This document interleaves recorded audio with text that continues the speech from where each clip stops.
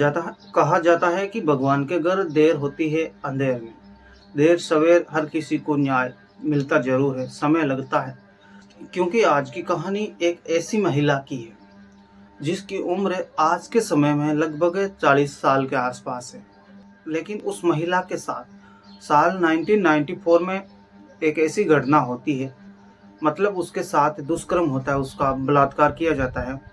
उस वक्त उसकी उम्र होती है 12 साल और आज के समय में उसकी उम्र है 40 साल। उस महिला को न्याय दिलाने में जो महत्वपूर्ण भूमिका निभाई थी वो कोई और नहीं बल्कि उसी का बेटा था।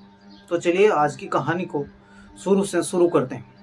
ये कहानी है उत्तर प्रदेश की। उत्तर प्रदेश का एक जिला लगता है शाहजहांपुर और वहीं का एक थाना लगता है सदर बाजार थाना। उस शाहजहांपुर में एक लड़की रहती थी जिसकी उम्र लगभग 12 साल थी।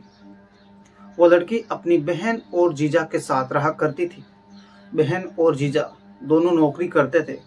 सुबह से शाम तक वो नौकरी पर ही रहते थे और वो लड़की जिसका नाम हिना था वो पूरे दिन दोपहर के समय लगभग घर पर ही रहती थी। अब होता क्या है कि जिस मोहल्ले में वो लड़की रहती थी अपने बहन और जीजा के साथ, उसी मोहल्ले में दो सगे भाई रहा करते थे। एक का नाम था नकी हुसैन और दूसरे का नाम था गुड्डू।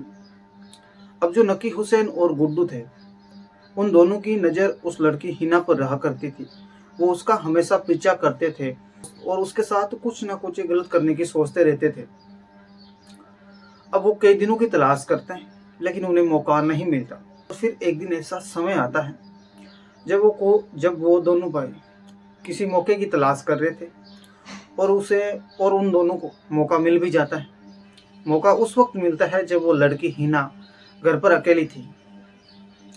अब उसमें जो नकी नाम का लड़का था, नकी हुसैन, वो एक दिन मौका पाकर उस लड़की के घर में घुस जाता है और उसके साथ जबरदस्ती करने लगता है और उसके साथ दुष्कर्म कर लेता है, बलात्कार कर लेता है। दिनों तक तो वो लड़का नकी हुसैन उसके साथ बलात्कार करता, दुष्कर्म करता।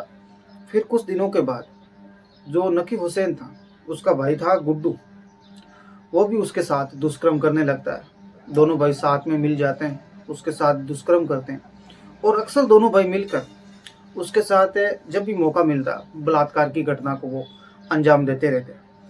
उन दोनों भाइयों पर हवस की भूख इतनी ज़्यादा बढ़ गई कि वो बारी बारी से उस लड़की के साथ बलात्कार करते। अब वो दोनों लड़के उस लड़की को मुंह खोल लें और किसी को बलात्कार की घटना के बारे में बताने पर वो उसे जान से मारने की भी धमकी देते थे। लड़की बेचारी डर जाती है और इस घटना के बारे में वो कभी भी किसी को कुछ भी नहीं बताती। अब साल आता है 1995। जो लड़की थी हिना, उसे एक दिन पेट में तेज दर्द होने लगता है। तो इस दर्द के बारे में वो अपनी बहन को बताती है।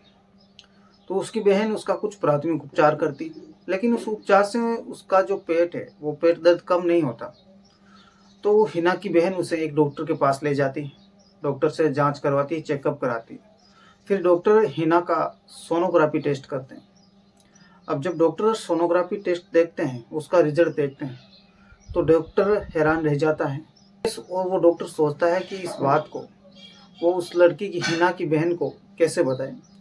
फिर हिम्मत जुटाकर वो डॉक्टर हिना की बहन को बताता है कि आपकी जो बहन है वो गर्भवती है, उसके पेट में एक बच्चा पल रहा है। जब ये बात हिना की बहन सुनती है तो वो एकदम शॉक हो जाती है। तो उस डॉक्टर के साथ साथ वो भी ये सोचने को मजबूर हो जाती है कि भला एक 12 साल की लड़की, 12-13 साल की लड़की कैसे प्रेग्नेंट हो सकती है। कुछ देर चुपचाप शांत रहने के बाद हिना की बहन डॉक्टर से कहती है कि आप इसका अबॉर्शन कर दीजिए। तो वो डॉक्टर बताता है कि लड़की है, इसकी उम्र कम है, यानी ये नाबालिग है और इसका गर्भपात अबॉर्शन नहीं करवा सकते।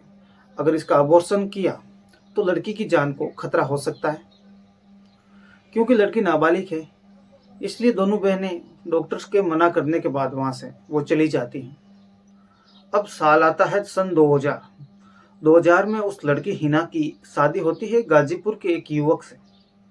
लेकिन कुछ सालों के बाद जब उसके पति यानी उस हिना के पति जो गाजीपुर का था, उसे हिना के अतीत के बारे में पता चलता है, तो उस युवक ने भी हिना को तलाक दे दिया।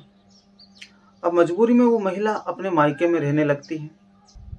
अब जब हिना अपने पति से दूर रहकर अपने पति से तलाक लेने के बाद जब अपने मायके में रहने लगती है, तो जो हरदोई में रहने वाला उसका बेटा होता है, वो काफ़ी बड़ा हो चुका था और अब वो अपनी असली माँ से मिलना चाहता था। तो वो लड़का हरदोई में जिन रिश्तेदारों के घर रहता था, उनसे पूछता है कि उनकी माँ कहाँ है। तो उस लड़के के काफ़ी पूछने के बाद, उसके काफ़ी जिद करने के बाद, वो जो रिश्तेदार है वो उसे लड़के की माँ हिना के बारे में उसका पता बता देते हैं और कहते हैं कि वो शाहजहाँपुर में रहती है। अब वो लड़का अपनी माँ से मिलने के लिए शाहजहाँपुर भी पहुँच जाता है, लेकिन वहाँ भी उसे समाज के द्वारा, लोगों के द्वारा गलत व्यवहार से, गलत नज़रों से देखा जाता है और उसे अनाथ कहकर, गंदी पैदाइश कहकर पुकारे जाने लगा। अब वो लड़का इन सब से परेशान हो जाता है और सच जानने के लिए अपनी माँ के पास जाकर उसे अपने पिता यानी अपने बाप के बारे में पूछने लगता है। अब बेचारी माँ तो माँ होती है, वो अपने पुराने जख्मों को ताज़ा नहीं करना चाहती थी, लेकिन अपने बेटे की जिद के सामने वो माँ हार जाती है और अपने अतीत की वो सारी की सारी बातें, वो सारी की सारी सच्चाई अपने बेटे को बता देती है और बताते हैं कि कैसे उन वहशी दरिंदों ने उसके साथ वो घिनौना अपराध किया, घिनौना कांड किया, उसके साथ बलात्कार किया और उसे जान से मारने की धमकी भी दी थी। जान से मारने की धमकी देने से वो डर गई थी और किसी को भी इसके बारे में नहीं बताया था। और फिर 1 साल बाद वो कहती है कि और इसके 1 साल बाद मैंने तुम्हें जन्म दिया, वो भी एक बिन ब्याही माँ बनकर। अब ये सब सारी बातें अपनी माँ के मुंह से सुनकर वो लड़का अपनी माँ से कहता है कि आप कोर्ट में याचिका लगाइए न्याय के लिए, लेकिन उसकी माँ मना करती है। वो कहती है कि हमारी बदनामी होगी, एक बदनामी तो मैं पहले ही झेल चुकी, अब और बार बार झेलने की मेरी हिम्मत नहीं है। तो जो हिना का बेटा होता है वो बार बार जिद करता है कि नहीं माँ, हमें न्याय मिलना ही चाहिए। तो अपने बेटे की जिद के आगे वो माँ उसके लिए हाँ भर देती है। अब जो लड़का था वो एक संकल्प लेता है कि वो अपनी माँ की इज्जत को तार तार करने वाले उन दोनों वैसी दरिंदों को सजा दिलाकर ही दम लेगा। बेटे की जिद के आगे माँ मान भी जाती है और साल 2021 में वो अपनी रिपोर्ट लिखवाने के लिए नज़दीकी थाने में जाते हैं। पुलिस वाले उन्हें ये कहकर रिपोर्ट लिखने से मना कर देते हैं कि ये तो एक बहुत पुराना मामला है। और इसके बाद माँ और बेटे कुछ वकीलों से संपर्क करते हैं और फिर कोर्ट का दरवाज़ा खटखटाते हैं। अब कोर्ट के आदेश के बाद साल 2021 में उन दोनों आरोपियों के खिलाफ, जो आरोपी थे नकी हसन और गुड्डू, उनके खिलाफ सदर बाजार थाने में एक रिपोर्ट दर्ज करवाई जाती है। लेकिन ये केस बहुत लंबा चलता है और इस केस को चलते हुए लगभग 3 साल भी हो जाते हैं, लेकिन फिर भी इस केस को सुलझाने में कई अड़चनें सामने आती हैं। उन दोनों माँ बेटों को कई मुश्किलों का सामना करना पड़ता है। अब जो उस लड़के की माँ थी हिना, और उस लड़के के पास सिर्फ और सिर्फ एक ही ऑप्शन बचता है और वो होता है डीएनए टेस्ट। अब डीएनए परीक्षण के लिए एक अर्जी लगाई जाती है और वो अर्जी स्वीकार भी कर ली जाती है।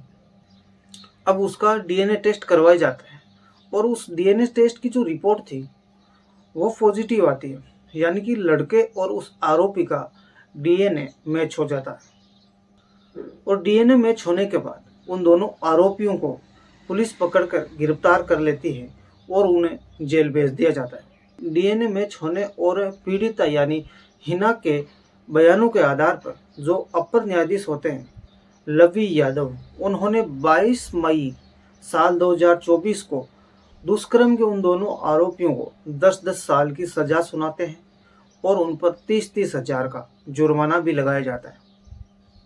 अब तक इस न्याय को पाने के लिए वो नाबालिग लड़की जो 12-13 साल की थी, आज उसकी उम्र लगभग 40 साल के आसपास हो गई है। तो दोस्तों, ये थी उस माँ की एक दर्द भरी दास्तां, जिसको भूलना शायद उस माँ के लिए नामुमकिन है, लेकिन 30 साल की लंबी लड़ाई के बाद अपने आरोपियों को जेल भिजवाकर शायद वो माँ कुछ अपनी उन दास्ताओं को भूल सके। धन्य है वो माँ जिसने ऐसे बेटे को जन्म दिया, जिसने अपनी माँ के आरोपियों को सलाखों के पीछे भेजकर ही दम लिया था। साथियों, इस कहानी को सुनाने का जो हमारा उद्देश्य है कि आज के दिन भी हमारे समाज में बहन और बेटियां सुरक्षित नहीं है। आए दिन महिलाओं के साथ जुल्म हो रहे हैं। जुल्म होने की, बलात्कार होने की घटनाओं के बारे में हम सभी डेली अखबारों में पढ़ते हैं। और न जाने औरतों को इस नरक से कब आज़ादी मिलेगी। जाते जाते आपसे बस यही गुजारिश है कि अपनी बहन बेटियों का ध्यान रखें, अपने परिवार को सुरक्षित रखें, क्योंकि हसन और गुड्डू जैसे वैसी दरिंदे हमारे आसपास यानी कि हमारे परिवार और समाज में मौजूद हैं। इसलिए जहाँ भी रहे सावधान रहे और सुरक्षित रहे। जय हिंद, वंदे मातरम।